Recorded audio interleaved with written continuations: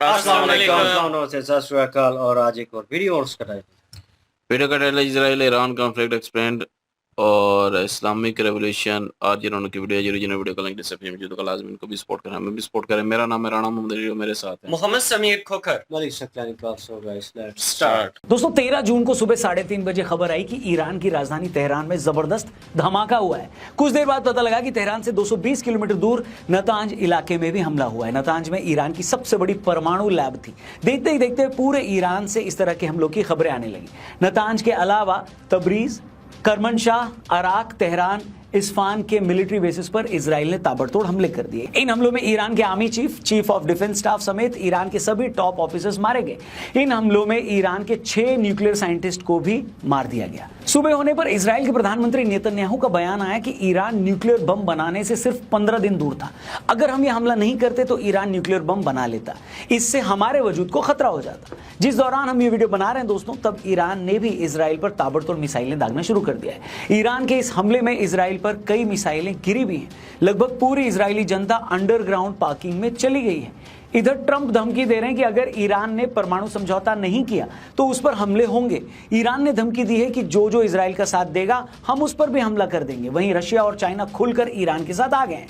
भारत किसी के साथ नहीं है। कुल मिलाकर हालात बेहद खराब हैं। अगले कुछ दिनों में कुछ भी हो सकता है। ऐसे में सवाल यह है कि ईरान और इजराइल की लड़ाई आखिर है क्या?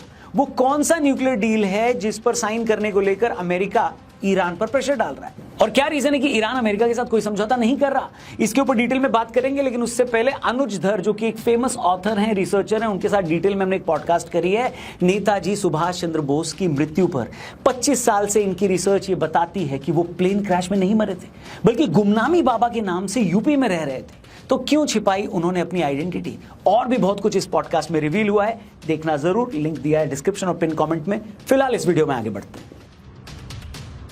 दोस्तों ईरान और इजराइल आज एक दूसरे के जानी दुश्मन है, लेकिन हमेशा से ऐसा नहीं था। आपको जानकर हैरानी होगी, ईरान टर्की के बाद दूसरा मुस्लिम देश था जिसने 1948 में इजराइल बनते ही उसे मान्यता दे दी थी। 1950 से लेकर 70 तक जब ईरान पर शाह मोहम्मद रजा पहलवी का राज था, उस वक्त दोनों देशों के बीच अच्छे रिश्ते थे। दोनों देशों में ट्रेड होता था, इंटेलिजेंस भी वो एक दूसरे से शेयर करते थे। यहां तक कि दोनों देशों की फौजें आपस में मिलिट्री एक्सरसाइज भी करती थी। और तो और इजराइल की खुफिया एजेंसी ईरान की खुफिया एजेंसी सवाक को ट्रेनिंग दिया करती थी। मगर फिर 1979 में ईरान में इस्लामिक रेवोल्यूशन ने सब बदल दिया। ईरान में शाह की सत्ता खत्म हो गई और वो देश एक कट्टर इस्लामिक गणराज्य बन गया। आयतुल्ला खुमैनी देश की हुकूमत पर काबिज हो गए। तेहरान में इजराइल के दूतावास को बंद कर दिया गया और उस ऑफिस को फिलिस्तीनी मुक्ति संगठन यानी PLO को दे दिया गया। मतलब रातों रात इजराइल को लेकर ईरान की पॉलिसी बदल गई। उसने एक देश के तौर पर इजराइल के वजूद को मानने से इनकार कर दिया। ईरानी हुकूमत इजराइल और अमेरिका को शैतान कहने लगी। फिर आया 1980 का दौर। 1982 में इजराइल ने लेबनान पर हमला किया। इजराइल हमला करके लेबनान में मौजूद फिलिस्तीनी लिबरेशन फोर्स को वहां से बाहर निकालना चाहता था। यही वो टाइम था जब ईरान ने लेबनान में हिजबुल्लाह को सपोर्ट करना शुरू कर दिया। धीरे धीरे ईरान ने अलग अलग देशों में इजराइल के खिलाफ दुश्मन तैयार करने शुरू कर दिए। उसने लेबनान में हिजबुल्लाह को सपोर्ट किया, फिलिस्तीन में हमास को खड़ा किया, यमन में हुती विद्रोहियों को पैसे दिए और इराक में हशद अल शाबी को तैयार किया। ईरान ने इन सभी गुटों को पैसा, हथियार और टेक्निकल सपोर्ट दिए। इन सारे संगठनों का एक ही काम था, दुनिया में हर जगह इजराइल और अमेरिका के ठिकानों पर हमला करना। इन सब के चलते इजराइल और ईरान में दुश्मनी बढ़ने लगी। इजराइल को भी अच्छे से पता था कि ईरान कोई छोटा मोटा देश है। ईरान के पास दुनिया का चौथा बड़ा ऑयल रिजर्व है, नेचुरल गैस का सबसे बड़ा रिजर्व इनके पास है। मतलब पैसे की कोई कमी नहीं है। इजराइल को यह भी अच्छे से पता था कि ईरान लगातार न्यूक्लियर बम बनाने की कोशिश करेगा। इसीलिए अपने डिफेंस में इजराइल ने हमेशा ईरान से 2 कदम आगे रहने की कोशिश की है। इजराइल ने साइबर ऑपरेशन से लेकर मिलिट्री ऑपरेशन और इंटेलिजेंस मिशन चलाकर ईरान के साइंटिस्ट को मरवाया। ईरान के टॉप आर्मी कमांडर्स की हत्याएं करवाई। इजराइल ने 2020 में ईरान की राजधानी तेहरान में top nuclear scientist Mohsin Fakhrizadeh की हत्या करवा दी। इस मर्डर को एक ऑटोमेटिक गन से अंजाम दिया गया। इसके पीछे इजराइल की खुफिया एजेंसी मोसाद का हाथ बताया गया है। इससे पहले 2008 में दमिश्क में हिजबुल्लाह के सैन्य कमांडर इमाद मुगनिया की कार को बम से उड़ा दिया गया। 2013 में बेरूत में हिजबुल्लाह के टेक्निकल हेड हसन लाकिस की गाड़ी में गोली मारकर हत्या कर दी गई। 2014 में अल कुद्स ब्रिगेड के माजिद अल मजीद की भी मिस्टीरियस सर्कमस्टेंसेस में मृत्यु हो गई। इसके बाद 2016 में हिजबुल्लाह के सैन्य प्रमुख मुस्तफा बदरुद्दीन को सीरिया में इनसाइड ऑपरेशन में मार दिया गया। इसी तरह इजराइल साइबर अटैक करने में भी बहुत आगे रहा है। 2010 में इजराइल ने स्टक्सनेट वायरस के जरिए ईरान के नतांज यूरेनियम प्लांट को नुकसान पहुंचाया। ये वही नतांज प्लांट है जिस पर 13 जून को मिसाइल हमला करके इजराइल ने पूरी तरह से इसे तबाह कर दिया। इसके अलावा इजराइल ने फ्लेम, डूकू और गॉस जैसे स्पाईवेयर से ईरानी कंप्यूटर सिस्टम को हैक किया। 2013 से 24 के बीच इजराइल ने सीरिया में 1000 से ज्यादा एयर स्ट्राइक किए। 2018 में ऑपरेशन हाउस ऑफ कार्ड्स चलाकर इजराइल ने सीरिया में मौजूद ईरान के मिलिट्री इंफ्रास्ट्रक्चर को पूरी तरह बर्बाद कर दिया। ईरान को बहुत पहले से ही समझ में आ गया था कि इजराइल से सीधी लड़ाई में वो कभी जीत नहीं सकता, इसीलिए उसने इस लड़ाई में हमेशा 2 तरीके अपनाए। पहला, हुती, हिजबुल्लाह और हमास जैसे संगठनों को पैसा देकर इजराइल को भिड़ाए रखना। दूसरा तरीका, अगर अपना वजूद बचाना है तो न्यूक्लियर हथियार बनाना है, और सारी लड़ाई इसी न्यूक्लियर हथियार को लेकर ही है। इजराइल और अमेरिका किसी कीमत पर यह नहीं चाहते कि ईरान के पास न्यूक्लियर बम आए, क्योंकि ईरान के पास न्यूक्लियर बम आने का मतलब है कि ये बम फिर किसी के भी हाथ में लग सकता है। दरअसल न्यूक्लियर बम बनाने के लिए आपको यूरेनियम को प्यूरिफाई करना होता है। ईरान के पास यूरेनियम प्यूरिफाई करने के 2 प्लांट हैं, एक नतांज में और दूसरा फोर्डो में। जुलाई 2015 तक ईरान में 20,000 सेंट्रीफ्यूज मशीनें काम कर रही थी, जिनके जरिए ईरान 8 न्यूक्लियर बम बना सकता था। ये बात जैसे ही यूनाइटेड नेशंस को पता लगी, उसने ईरान पर कई बैन लगा दिए। इस बैन के चलते ईरान को $160 बिलियन का नुकसान हुआ। यह अपने आप में ईरान के लिए एक बड़ा झटका था। इसका सोल्यूशन निकालने के लिए ईरान ने P5+1 देशों के साथ एक अग्रीमेंट कर लिया। इस ग्रुप में America, Britain, France, Russia, Germany और चीन शामिल थे। इस एग्रीमेंट के बाद ईरान को उसके $100 बिलियन वापस मिल गए, और ईरान ने भी ये वादा किया कि वो अपने न्यूक्लियर प्रोग्राम को बंद कर देगा, लेकिन ईरान ने ऐसा नहीं किया। अब ये बात जैसे अमेरिका को पता लगी तो उसने इस एग्रीमेंट को कैंसिल कर दिया। अब इस एग्रीमेंट को फिर से रिन्यू करने के लिए 2021 में अमेरिका और ईरान के बीच बाइडेन के राष्ट्रपति रहते फिर से बात हुई थी, लेकिन नतीजा कुछ भी नहीं निकला। अब जब से ट्रंप आए हैं, वो फिर से इस एग्रीमेंट के पीछे पड़े हुए। वो लगातार कह रहे हैं कि ईरान अपना न्यूक्लियर प्रोग्राम बंद करे और हमारे साथ समझौता करे, और अगर वो ऐसा नहीं करता है तो उसे खतरनाक नतीजे भुगतने होंगे। अब मजे की बात देखिए, रविवार यानी 15 जून को इसी एग्रीमेंट को लेकर अमेरिका और ईरान में बात होनी थी, मीटिंग होनी थी। किसी को यह उम्मीद ही नहीं थी कि इस मीटिंग से पहले इजराइल कोई हमला कर देगा। सबको यही लग रहा था कि अगर मीटिंग में कुछ नहीं निकला तब कुछ हो सकता है, लेकिन इजराइल तो इजराइल है। उसने ऐसे समय ईरान पर हमला किया जब उसे इसकी बिल्कुल उम्मीद नहीं थी। और तो और टॉप इजरायली कमांडर्स ये बताते हैं कि हमने जानबूझकर ईरान में ऐसी कुछ एक्टिविटी की जिसके बाद हमें पूरा भरोसा था कि ईरान के सभी टॉप मिलिट्री जनरल्स एक ही जगह मीटिंग करेंगे, क्योंकि इससे पहले हमने एक ट्रेंड देखा था कि किस सिचुएशन में वो लोग क्या करते हैं। इसलिए हमने ईरान में ऐसा कुछ किया जिसके बाद उनके सभी टॉप कमांडर्स ने मीटिंग की। फिर हमारी कोशिश यही थी कि वो सभी कमांडर बस एक जगह बने रहें।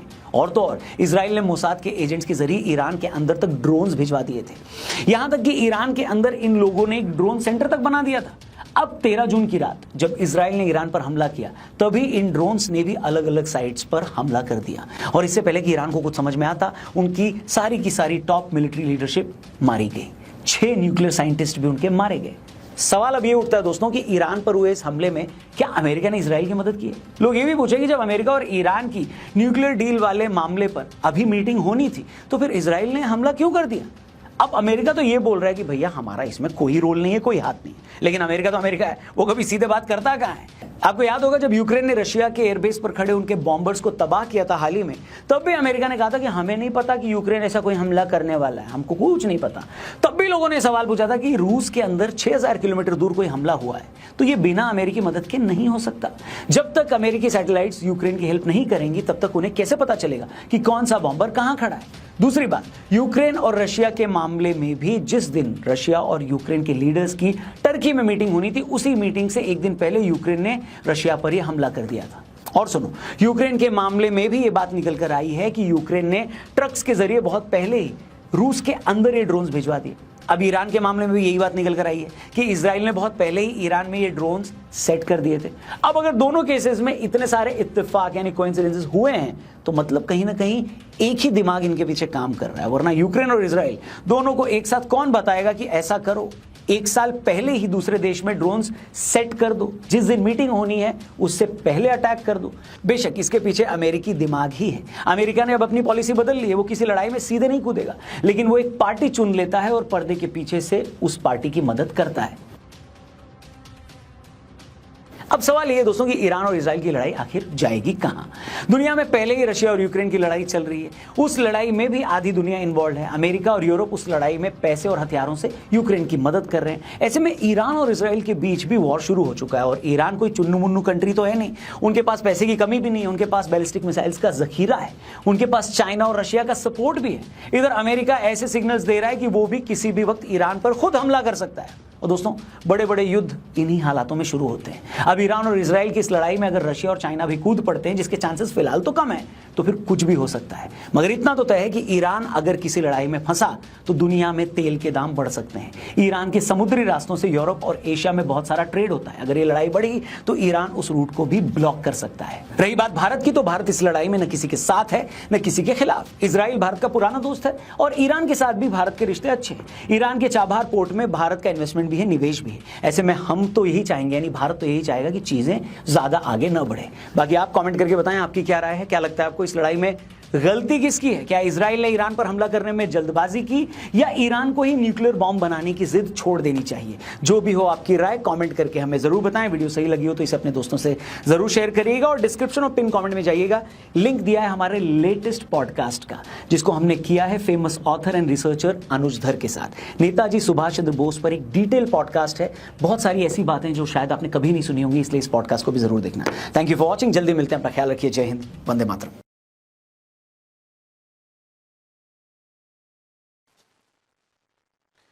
जी मलिक साहब।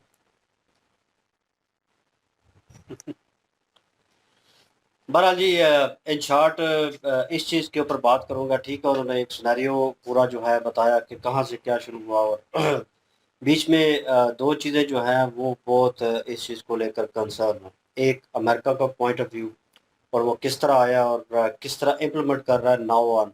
वो पास्ट में स्ट्रेट अवे जो है जंगों में आता रहा है, अपने आप को शो करता रहा है। लेकिन करंट सिचुएशन में ऐसा नज़र आ रहा है, ये इंडिया पाकिस्तान की जंग ले लें, ये जो कुछ अर्सा पहले गुजरी है, और वो शुक्र है ज़्यादा आगे चीज़ जो है वो नहीं गई और रिजॉल्व हो गई है। उसमें भी वो स्ट्रेट अवे नहीं आया, और जब जंग चल रही थी तब भी उसने कुछ ऐसा नहीं किया। और मैंने कहा था कि वो खेल खेलता है और वो कोई ना कोई ऐसा हरीफ चुनेगा, उसने मोहरा रखा हुआ है और उसको आगे करेगा, उसके थ्रू प्लान जो है इम्प्लीमेंट करेगा। अमेरिका इस तरह कर रहा है और वो उसने थोड़ी स्ट्रेटजी चेंज कर दी है अपनी, और अभी दूसरी कंट्रियों को वो चाह रहा है कि इस खित्ते में, खासकर इस खित्ते में, और अमन की सूरत हाल जो है वो ना हो, और कहीं ना कहीं कोई ना कोई वो अपना कांड कर रहा होता है और सिचुएशन चल रही होती है। ऐसे ही आए दिन लड़ाइयाँ शुरू नहीं हो जाती, रातों रात अटैक शुरू नहीं हो जाते। ये चीज़ भी इस चीज़ को भी लेकर कंसर्न है। सेकंड थिंग कि सवाल ये पैदा होता है कि यार एटमी पावर जो है वो बनना चाहिए। हर कंट्री जो है अपने डिफेंस के ऊपर थोड़ा जोर लगा रही है और उसको बेहतर करना चाहती है, और हर कंट्री चाहती है कि हम सेफ साइड हो जाएं। तो आज के दौर में मेरे ख्याल में वही कंट्री सेफ है जिसके पास एटमी पावर। दूसरी कंट्री जो है वो उससे आगे नहीं सोचेगी। मतलब कि एक हद बंदी है, उसके बाद दोनों मुल्क जो है, दोनों कंट्री जो है वो लड़ रही होंगी, वो रुक जाएंगी, क्योंकि बात जो है एटम पे आ जाएगी। तो वहाँ पे आके इनको फुल स्टॉप लगाना पड़ेगा। ये एक कह लें कि हद बनती है दूसरी कंट्री के लिए कि भाई हमारे पास भी सेम मटेरियल मौजूद है, आप हमला करोगे, आप भी हमेशा के लिए फना होगे, ख़त्म होगे, हम भी ख़त्म हो जाएंगे। तो कहीं ना कहीं कंट्रियाँ जो हैं वो सोचती हैं कि भाई बिल्ड करने में, ऊपर आने में, एक साख्त बनाने में वक्त लगता है, और कोई कंट्री नहीं चाहती कि जैसे इंडिया था और चौथी बड़ी इकॉनमी, और मतलब वो किस तरह अपने आप को इस तरह एकदम से शट डाउन कर लेता इस जंग में डाल के। तो सोचना पड़ता है और देखना पड़ता है। और उसके बाद अभी ईरान की बात हो रही है, तो भाई मैंने पहले भी कहा है और मेरा अपना ओपिनियन है कि भाई जब पागलों के हथे चढ़ जाए ना कोई चीज़, तो फिर वो कुछ भी कर सकते हैं। ईरान कभी इधर मारेगा, कभी उधर मारेगा, ये नहीं रहते। क्यों? इसका रीज़न क्या है? बिहाइंड रीज़न भाई ये कह लें कि सियासी कट्टरपंथी वो पार्टी जो है इस्लामिक टाइप। जैसे उन्होंने कहा कि पहले ठीक हालात चल रहे थे और एकदम से हर चीज़ बदल गई। वो क्यों बदल गई भाई? वो उनका लीडर जो है, इस्लामिक लीडर जो है बीच में आया, उसकी कट्टरपंथी साफ दिख रही थी, और उसने हर किस्म का ताल्लुक जो है वो इसराइल के साथ ख़त्म कर दिया। और ये सिचुएशन आपके सामने है, अभी मैंने भी सुनी है। तो ये चीज़ें तो साफ दिखा रही हैं कि पास्ट में क्या हुआ और किस तरह सिचुएशन जो है वो हुई, अभी एटमी पावर वो बन जाता है, ठीक है। छोटी मोटी लड़ाई को वो बहुत बड़ा बनाने में कह लो कि उन्होंने पीएचडी की हुई है कि भाई इतने मिसाइल ताक देना एक कंट्री के ऊपर, और इसराइल ने हमला किया, इन्होंने भी हमला किया, ठीक है, दैट्स इट, वो काम ठीक है वहाँ तक। लेकिन एटमी पावर होंगे तो ये मत कुछ लोगों के जहन में है कि यार एटमी पावर हो जाएगी तो दूसरी कंट्री हमला नहीं करेगी, उसके ऊपर करेगी। इंडिया पाकिस्तान की सिचुएशन देख लिया आपने, दोनों एटमी पावर थे, हुआ हमला, दोनों तरफ से हो गया। तो उसके बाद मतलब कि ये रुकने वाला नहीं है, जिस कंट्री ने अटैक करना है भाई करना है उसने। लेकिन यहाँ पे मजे की बात ये है, इंटरेस्टिंग बात ये है कि भाई ईरान के पास चढ़ जाएगी ये, मतलब एटमी पावर अगर उनके हाथ में आ गई एटम पावर, तो मेरे ख्याल में भाई वो क्या करेंगे नो बडी नोज। क्योंकि मुझे लगता है कि आधे से ज़्यादा दिमाग फिरे हैं वहाँ पे, और कह लूँ कि सेंसिबल बंदे हो ना जो इक़्तिदार में, सोच समझ के फैसला करें, जो ये जज्बे और इन चीज़ों पर फैसला मत करें। वो करंट सिचुएशन देखें कि हालात किस तरह के चल रहे हैं, हमने किस तरह चलना है, आगे किस तरह बढ़ना है, ठीक है ना। वो ताकत दिखाना चाह रहे हैं, वो जोश दिखाना चाह रहे हैं, और वो कहते हैं कि हम जो है दबेंगे नहीं, हटेंगे नहीं, मरेंगे नहीं, और अगर मरेंगे तो मारेंगे। वो सिचुएशन में आ गए हैं, उनके हाथ में वो एक मिसाल बनी हुई है कि बंदर के हाथ में जो है माचिस पकड़ा देना पूरे जंगल को आग लगा देगा। तो ये सेम सिचुएशन मेरे ख्याल में होगी अगर उनके पास एटमी पावर आ जाती है। एक बार मना कर दिया, एलिगेशन लगा दी, उनको पता नहीं 160 बिलियन का जो है नुकसान जो है वो झेलना पड़ा, और फिर एक किस्म का एक्सक्यूज़ करके और दोबारा आना, और फिर 100 बिलियन मेरे ख्याल में उन्होंने रिटर्न जो है वो ले लिए, और कहा कि हम जो है एटम के ऊपर काम नहीं करेंगे, हम इसको शट डाउन कर देंगे। तो भाई उन्होंने शट डाउन नहीं किया, और उसके बाद दोबारा चलाते रहे। तो ये अमेरिका को बात तो हजम नहीं होगी, और अमेरिका ही इसराइल के ऊपर वो चीज़ें जो है वो कर रहा है। तो बहरहाल ये सिचुएशन जो है कॉम्प्लिकेटेड है, नो डाउट, और आने वाले वक्त में पता चलेगा कि ईरान इसके ऊपर इम्प्लीमेंट करता है और किस तरीके से करता है, और ख़ासकर अमेरिका क्या किरदार अदा करता है इस सारी सिचुएशन में। क्योंकि जंग अभी फिल वक्त फिल फॉर जो है वो चल रही है, ईरान ने फिर हमला किया, सेकंड जो है अटैक उन्होंने अगेन कर दिया है। तो आप इस सिचुएशन से भी अंदाज़ा लगा सकते हैं। जो चीज़ें साफ नज़र आ रही है मैं उन पर ही बात कर रहा हूँ, क्योंकि भाई जो करंट सिचुएशन चल रही होती है उसके ऊपर ही बात कर रहा हूँ, पास के ऊपर। फ्यूचर का आपको नहीं पता होता भाई, आने वाले वक्त में हो सकता है अमेरिका इसमें कोई अहम किरदार अदा करे, क्योंकि इसराइल भाई उसका चहेता है, और मे भी हो सकता है वो इसराइल को कुछ समझाए या कुछ प्लान इम्प्लीमेंट करे, उसके बाद ये चीज़ें रुक भी जाएं, हो सकता है आगे बढ़ जाए, इससे ज़्यादा 2 स्टेप आगे चला जाए। तो नो बडी नोज। लेकिन हालात इस तरह के कि मैं चाहता ज़रूर हूँ कि हर कंट्री जो है वो खुद मुख्तार हो, उसका डिफेंस सिस्टम बेहतर हो, और वो किसी पे रिलाई ना करें, और वो अपने हिसाब से अपने पाँव के ऊपर खड़े हों, और किसी के कंधे के ऊपर रख के वो बंदूक ना चलाएं, ठीक है ना। तो उनको पता हो कि हमारी अपनी साख्त और अपना हिसाब है। एटम का एक सिर्फ कह लें कि एक धमकी है, दिखाने के लिए एक शो ऑफ है कि यार हमारे पास एटम है। लेकिन बाकी कंट्रियां मुझे लगता है कि कहीं ना कहीं सेंसिबल हैं, वो देखती हैं यार कि अगर हम 2 चलाएंगे तो आगे से भी 3 चलेंगे भाई, रिटर्न आना है, रिटेलिएट होना है।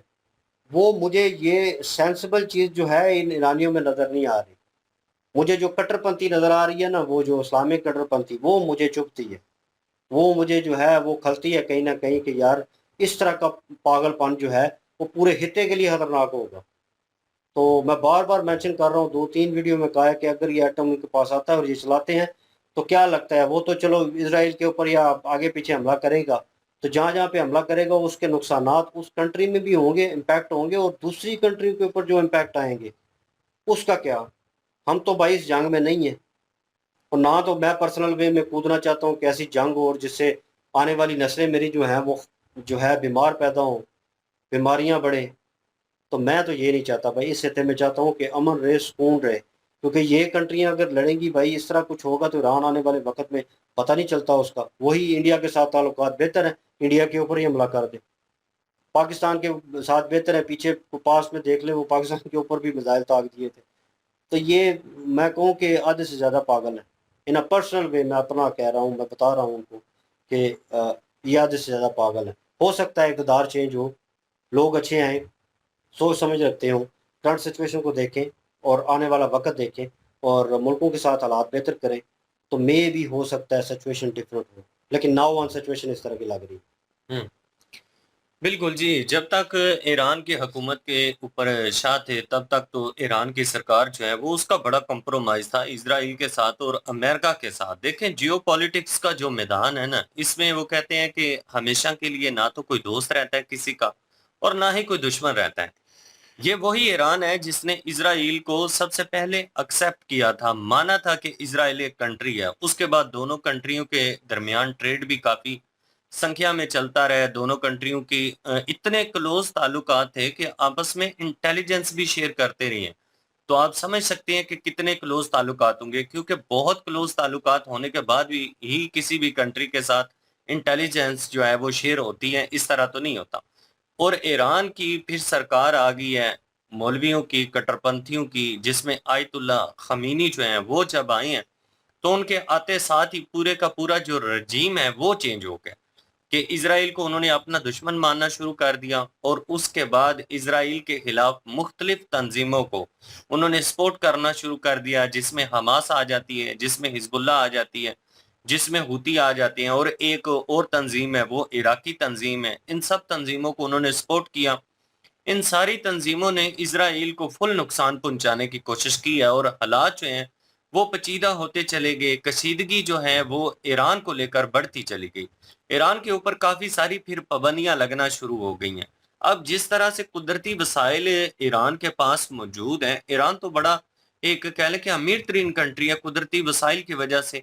जो नेचुरल सोर्सेज हैं इतने ज्यादा अगर किसी कंट्री के पास हों और उस कंट्री के ऊपर पाबंदियां ना हों तो वो तो दुनिया का अमीर तरीन कंट्री बन सकता है। लेकिन पाबंदियों की वजह से करेंसी जो है वो ईरान की इतनी डाउन हो चुकी है कि पाकिस्तानी मेरे ख्याल में 1,000 रुपया हो तो वहां पे 25-30 हजार बन जाते हैं। पाकिस्तान की ये बात है। आप हिसाब लगा लें कि पाकिस्तानी 1,000 जो है उसकी कितनी वैल्यू है ईरान में, तो बाकी इंडियन करेंसी या डॉलर्स जो हैं उनकी तो और ही ज्यादा होगी। तो ईरान जो है इकोनॉमी के लिहाज से काफी ज्यादा अपना बेड़ा गर्क किया हुआ है ईरान ने। लेकिन ईरान जो है भाई, जो प्लान ईरान ने किए हुए हैं, जो प्लानिंग उसकी थी उसके ऊपर आज भी कायम है। अमेरिका की और इसराइल की युद्ध की जो है ना, इन सारे पॉइंट्स को सुनने के बाद समझ आ गई है कि ईरान के साथ युद्ध किस बात का है। ईरान के साथ सिर्फ दो चीजों का युद्ध है, अमेरिका का और इसराइल का।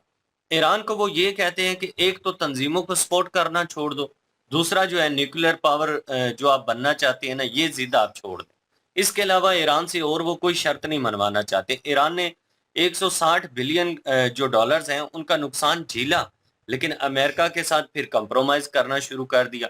जब कंप्रोमाइज किए हैं 5 बड़े कंट्रियों के साथ तो फिर 100 बिलियन जो डॉलर हैं वो उनको रिटर्न भी मिल चुके हैं। लेकिन उसके बाद भी खामोशी से ये प्लान जो है ईरान ने कंटिन्यू रखा है। ईरान ने अपना प्लान जो है वो खत्म नहीं किया। अमेरिका को फिर पता चल गया कि भाई ईरान तो रुका है ही नहीं है, तो अमेरिका ने जो मुआहिदा ईरान के साथ किया हुआ था उस मुआहिदे को कैंसिल कर दिया। फिर ईरान को एक भारी संख्या में नुकसान का भी सामना करना पड़ रहा है। अब जो सिचुएशन बनी हुई है, अब जिस तरह की स्थिति बनी हुई है, वो ईरान को लेकर और इजराइल को लेकर हमें लग ही नहीं रहा कहीं ना कहीं के कंप्रोमाइज होगा, क्योंकि जिस तरह से जो युद्ध है वो आगे बढ़ता चला जा रहा है। अगर इजराइल की तरफ से भारी किस्म का अटैक हुआ है जिसमें बड़े बड़े जो कमांडर थे ईरान के, उनकी मृत्यु हुई है, उसके बाद बड़े शहरों को टारगेट किया इजराइल ने। इजराइल का ये था कि हम जो प्लान इजराइल का ये था कि जो ईरान रिप्लाई करेगा, कि अगर हम ईरान के ऊपर अटैक करते हैं तो जो रिप्लाई होगा उसके मुतबादल उन्होंने प्लान किया हुआ था कि वो प्लान जो है वो पहले से ईरान का चौपट कर दें। वो सारी चीजें इजराइल ने की हैं, लेकिन इतना कुछ होने के बाद भी भाई ईरान जो है वो खामोश नहीं बैठा और ईरान की तरफ से अटैक्स इजराइल के ऊपर हुए हैं। जो कुछ थे वो नेतन्याहू का कहना है कि हमने रास्ते में ही उनके मिसाइल जो है वो डिस्ट्रॉय कर दिए हैं। चले डिफेंस सिस्टम जो है वो इजराइल का बड़ा तगड़ा है, लेकिन ये भी मान्यता में आता है कि ईरान के काफी सारे मिसाइल जो हैं वो तल हबीब के ऊपर और मुख्तलिफ जो स्टेट्स हैं इसराइल की वहां पे लगे हैं और काफी नुकसान जो है इसराइल को हुआ है। और जितनी भी इसराइल की आवाम थी उनको बंकरों में भेज दिया गया है कि स्थिति जो है वो इतनी डेंजरस हो चुकी है, मामला जो है वो आगे हद तक बढ़ चुके हैं कि कोई कंप्रोमाइज यहाँ पे नजर नहीं आ रहा फिल वक्त के लिए। लेकिन ईरान जो है वो अपनी जिद पर कायम है। ईरान की तरफ से ये स्टेटमेंट जारी किया गया है कि उनका जो न्यूक्लियर प्लांट था वो अभी पूरी तरह से तबाह नहीं हुआ। जो वो काम कर रहे थे, एक ऐसी खुफिया जगह पे काम कर रही हैं कि उन्होंने अपने काम को जारी रखा हुआ है। जो ये इजराइल की तरफ से दावा था कि भाई हमने एक ऐसा प्लांट जो है वो ईरान का तबाह किया है, एक ऐसा अड्डा जो था ईरान का, वहां पे 8 न्यूक्लियर पावर जो थे, वो एटमी बम जो थे वो तैयार हो रहे थे और 15 दिन के फासले पे थे। मतलब कि 15 दिन के बाद ईरान के पास वो ताकत आने वाली थी और 15 दिन से पहले इसराइल ने का ये दावा है कि हमने उनको तबाह कर दिया पूरी तरह से। अब इसराइल और अमेरिका जो है वो ईरान को क्यों न्यूक्लियर पावर इसराइल का जो दावा है ना वो पूरी तरह से नहीं है। वो कह रहे हैं कि अभी जो है वो काफी सारा पड़ा हुआ है, अभी सिर्फ नुकसान पहुंचाया और बरसों पीछे धकेल दिया है। हाँ बिल्कुल, वो 8 जो एटमी बम जो तैयार होने वाले थे ना, उनको वक्ती तौर पर वो डिस्ट्रॉय करने में कामयाब इसराइल हुआ है। लेकिन इसराइल और अमेरिका जो है वो अगर न्यूक्लियर पावर नहीं ईरान को बनने देना चाहते, तो वो इसी वजह से नहीं बनने देना चाहते कि भाई ये तंजीमों का स्पोर्टर है, ये किसी भी तंजीम के हाथ में थमा देगा तो पूरी दुनिया की ऐसी की तैसी हो जानी। मैं चले, ये तो ईरान की बात है ना, पिछले दिनों में जो स्टेटमेंट मैंने सुने हैं ना अमेरिका के, वो ये कह रहे थे कि भाई कुछ ऐसे कंट्री भी हैं जिनके पास न्यूक्लियर पावर नहीं होना चाहिए और आने वाले टाइम में हम उन कंट्रियों के खिलाफ भी एक्शन लेने वाले हैं। अब वो आपको भी अच्छे से समझ आ गई होगी कि वो किस किस की बात उन्होंने की है। तो आने वाले टाइम में स्थिति जो है वो बिगड़ती चली जा रही है। थर्ड वार की कह लें कि एक जो ग्राउंड है ना, वो पूरी तरह से यहाँ पे तैयार होता हुआ नजर आ रहा है। बिल्कुल जी। और ये सब कांड के पीछे जो है वो अमेरिका का भी हाथ है प्रॉपर, क्योंकि यूक्रेन और रशिया में यूक्रेन के पीछे जो है अमेरिका खुल के तो नहीं आ रहा, लेकिन ये है कि पीछे फुल सपोर्ट जो है अमेरिका की है। इसराइल के पीछे भी फुल सपोर्ट अमेरिका की है, ये तो सबको पता है। हाँ, ये है कि वही बात कि हर मुल्क को जो है वो भाई अपने अपने हिसाब से जो है वो, अगर इसराइल जो वो बन सकता है, अमेरिका बन सकता है एटमी पावर, तो बाकियों पे जो है वो पाबंदी लगाना, ये मैं नहीं समझता कि कोई एक अच्छी चीज़ है। इंडिया जब एटमी पावर बन रहा था तो इंडिया पे भी बड़ा प्रेशर आया था, लेकिन इंडिया ने बनाया। पाकिस्तान जब बन रहा था तो पाकिस्तान पे भी बड़ा प्रेशर आया, लेकिन पाकिस्तान भी बना। तो ईरान, मतलब हर मुल्क पे आया, लेकिन जब अमेरिका और इसराइल ने बनाया तब उन पे प्रेशर नहीं आया था। तो ये उनको अपने मुल्क के लिए जो है वो सारा कुछ ठीक लगता है, लेकिन अगर कोई और वो ताकत लेने के हासिल हासिल करने के करीब पहुंच जाता है तो इनको जो है वो इसराइल और अमेरिका को मिर्ची लगती है। लेकिन ईरान के मामले में बात करूं तो ईरान का जो मामला है ना, अगर वो सपोर्ट ना करता होता हमास, ये हिजबुल्लाह, हूती, तो फिर मैं कहता कि ये जो है ईरान को एटमी पावर होना चाहिए। लेकिन वो सपोर्ट करता है हमास जैसे तंजीमों को, तो अगर उसने एक भी एटम जो है वो उनको दे दिया और उन्होंने चला दिया इसराइल पे, तो उसका नुकसान वाकई पूरी जो है वो इस एरिया को जो है, इस खिते को भुगतना पड़ेगा। तो ये जो है वो इसलिए इसराइल ने जो है वो बनने से पहले ही उस पे अटैक कर दिया और उनको बरसों पीछे धकेल दिया। अब फिर से जो है वो दोबारा से शुरू करेगा। तो लेकिन ये है कि उनको बनने नहीं दिया। ये बात क्लियर है कि अब 15 दिन बाद वो नहीं बन सकता। अगर वो अटैक ना करता तो 15 दिन बाद ईरान जो है वो एटमी पावर बन जाता, जो कि इसराइल के लिए खतरनाक था। तो और अमेरिका के जो अड्डे हैं जहाँ-जहाँ, वहाँ पे जो है वो अब फिर उसके बाद जो है वो ज़ाहिर है अमेरिका भी ज़्यादा पंगे ना ले पाता ईरान से। तो इसलिए अमेरिका को जो है वो और इसराइल को, तो वो तो दोनों कभी भी नहीं चाहेंगे कि ये एटमी पावर बने। और रही बात इंडिया की, तो इंडिया भाई जो है न्यूट्रल है इस वक़्त, क्योंकि उसके इसराइल के साथ भी तल्लकात बेहतर है और ईरान के साथ भी उसके जो है वो काफ़ी सारे मुआहदे हैं और काफ़ी सारे तल्लकात हैं। मैं एक तजिया निगार है, इंडिया का ही है, मुझे अब नाम नहीं ज़हन में, तो वो भी यही कह रहा था कि वो कह रहे थे कि अपना ईरान को जो है वो एटमी पावर नहीं बनने देना चाहिए, लेकिन जो है वो वहाँ पे रजीम चेंज नहीं होना चाहिए, कि जो हुकूमत है वो उसका तल्लक जो है इंडिया के साथ बेहतर है। लेकिन जो है वो उसको अपना ये एटमी पावर भी नहीं बनने देना चाहिए। तो मतलब कि वो एक किस्म का यही कहना चाह रहे थे कि इज़राइल जो है वो एटमी पावर पे जो है हमला करे, रजीम चेंज ना करे अमेरिका उसका, ईरान का। तो लेकिन ये है कि चलें, वो तो वक़्त बताएगा, क्योंकि ये वक़्त के साथ-साथ कुछ ना कुछ न्यू होता जा रहा है। जब तक हम वीडियो बना रहे हैं तब तक जो है हो सकता है कि अभी पीछे कोई और भी, अब क्या पता इज़राइल ने हमला कर दिया हो, इज़राइल ने काफ़ी सारा कुछ तबाह कर दिया हो। ये अभी कोई कह नहीं सकता कि अगले मिनट में क्या होने वाला है, उससे अगले घंटे में क्या होने वाला है। हो सकता है जंग रुक भी जाए जब तक वीडियो अपलोड हो। तो जब तक वीडियो बन रही है तब तक जो है हम यही बात करेंगे कि जो जो हुआ है वही, ईरान जो है वो उसने इसराइल ने पहले ईरान पे हमला किया, फिर ईरान ने इसराइल पे, फिर दोबारा से ईरान ने इसराइल पे जो है मिसाइल दागे हैं अभी। और तो नुकसान तो ज़ाहिर है इसराइल में भी हो रहा है, लेकिन ये है कि उनके लोग जो हैं वो बंकरों में महफूज हैं। तो उन्होंने, इसराइल ने तो अपना इंतज़ाम पूरा किया हुआ है। सिर्फ बिल्डिंग को नुकसान पहुंच रहा है, जो इंफ्रास्ट्रक्चर है उसको नुकसान पहुंच रहा है। बाकी इसराइल में जो है वो जानी नुकसान जो है बहुत कम हो रहा है, लेकिन ईरान में जानी नुकसान बहुत ज़्यादा हुआ है। और इसराइल ने जो टारगेट किया ना मोसाद ने, भाई वो काबिल तारीफ़ है, इसमें कोई शक नहीं है। मैं मानूंगा कि वो काबिल तारीफ़ है। उसने जो है बड़े बड़े जो ओहदेदार थे उनको जो है टारगेट किया है, उनको मारा है, साइंटिस्ट को मारा है, जो कि बहुत नुकसान है ईरान के लिए। लेकिन ईरान ने जो है वो आगे से जो है वो चुप करके नहीं बैठा, उसने भी हमले कर दिए हैं और उसने भी काफ़ी नुकसान पहुंचाया है। तो लेकिन ये है कि अमेरिका अब कह रहा है कि जी हम जो है वो जंग बंदी करवाने के ख्वाहिशमंद हैं और ये जंग बंदी होनी चाहिए। ट्रंप बोल रहा था, रशिया ने भी जो है वो कहा है कि जंग बंदी करो। और रशिया ने जो है वो अमेरिका के सदर से भी जो है वो टेलीफोनिक रब्ता किया और वहाँ पे भी जो है वो उससे बात की है। रशिया ने भी उसको कहा है कि ये आप जो है किरदार अदा करें, इन दोनों में बंद करवाएं।